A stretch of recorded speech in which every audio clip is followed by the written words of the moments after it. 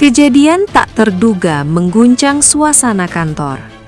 Saat aktivitas sedang berjalan seperti biasa, Pak Pramana tiba-tiba merasakan nyeri hebat di dadanya ketika berada di area tangga.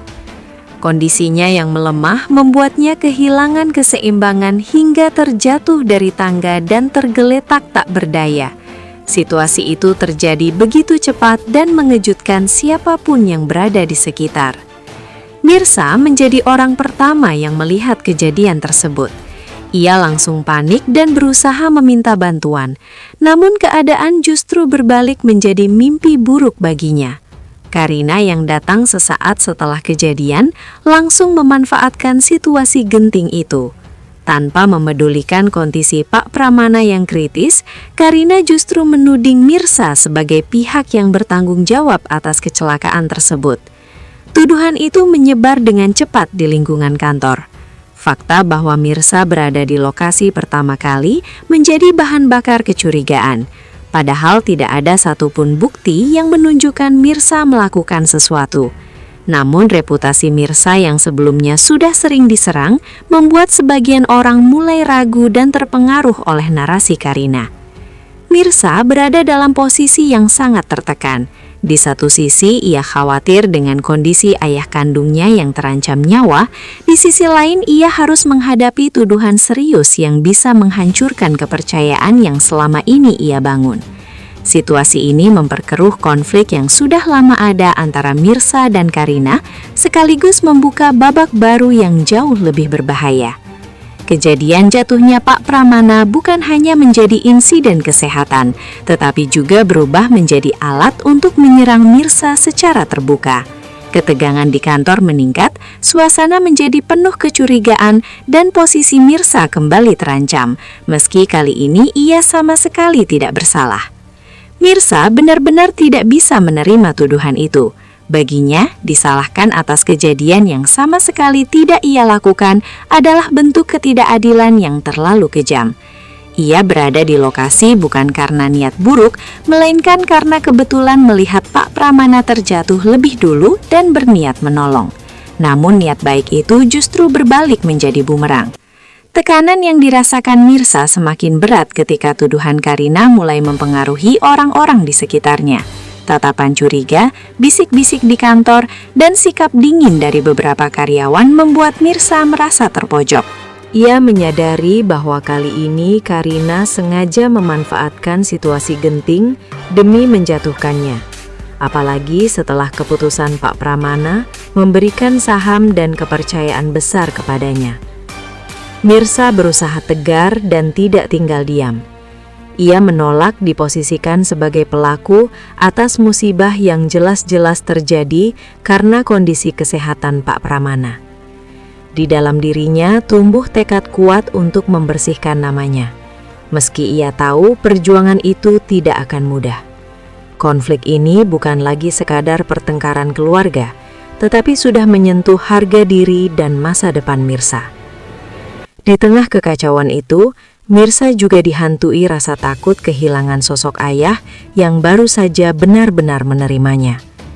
Tuduhan tersebut membuat luka batinnya semakin dalam.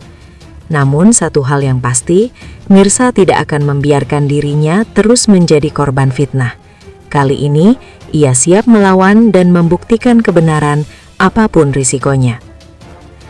Pengangkatan Mirsa sebagai direktur utama langsung memicu polemik besar di lingkungan perusahaan. Keputusan Pak Pramana dianggap terlalu berani dan mendadak, apalagi Mirsa baru saja masuk ke dalam jajaran manajemen.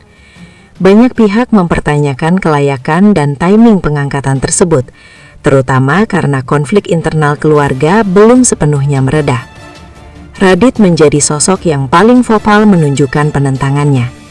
Dengan kepemilikan saham setengah dari perusahaan, Radit merasa keputusan itu seharusnya melalui pertimbangan bersama, bukan ditetapkan sepihak. Ia menilai pengangkatan Mirsa syarat kepentingan pribadi Pak Pramana dan berpotensi memicu ketidakstabilan perusahaan. Sikap Radit ini membuat suasana rapat direksi dan pemegang saham memanas karena perbedaan pandangan semakin terbuka. Di sisi lain, Mirsa berada dalam posisi yang serba sulit.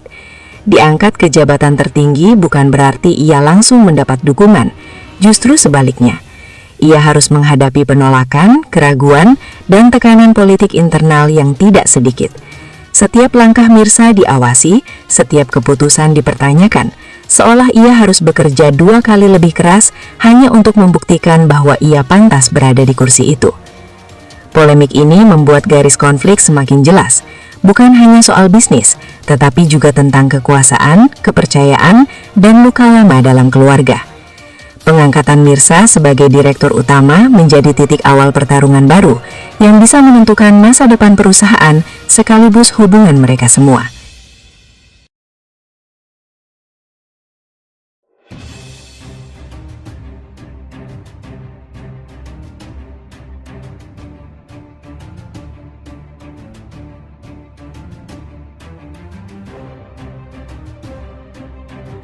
Bisa diinjak-injak. Ia menegaskan batas bahwa dirinya kini berdiri sejajar, bahkan lebih kuat dari sebelumnya. Karina terdiam, bukan hanya karena rasa sakit fisik, tetapi karena kenyataan pahit bahwa Mirsa benar-benar telah berubah.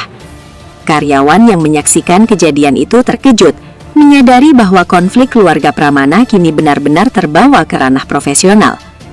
Insiden tersebut menjadi awal perang terbuka antara Mirsa dan Karina. Tidak lagi terselubung, tidak lagi lewat fitnah diam-diam. Kantor yang seharusnya menjadi tempat kerja profesional, kini berubah menjadi medan konflik kekuasaan, di mana Mirsa harus bersiap menghadapi segala bentuk perlawanan Karina yang merasa tahtanya dirampas. Kini Mirsa benar-benar mengubah sikapnya terhadap Karina. Ia tidak lagi memilih diam atau mengalah seperti sebelumnya. Setelah kejadian di kantor, Mirsa mulai bersikap tegas dan jelas dalam setiap situasi yang melibatkan Karina, baik sebagai urusan keluarga maupun urusan perusahaan. Mirsa menetapkan batas yang tidak lagi dilanggar. Ia menunjukkan bahwa dirinya berada di posisi yang sah, bukan karena belas kasihan siapapun, melainkan karena kepercayaan penuh yang diberikan Pak Pramana. Setiap provokasi Karina tidak lagi ditanggapi dengan emosi berlebihan, tetapi dengan sikap dingin dan terkontrol. Justru ketenangan Mirsa membuat Karina semakin tertekan. Di lingkungan kantor, Mirsa mulai mengambil keputusan penting dan memperlihatkan kapasitasnya sebagai penerus perusahaan. Ia tidak ragu menegur Karina ketika bersikap tidak profesional, bahkan di depan karyawan lain.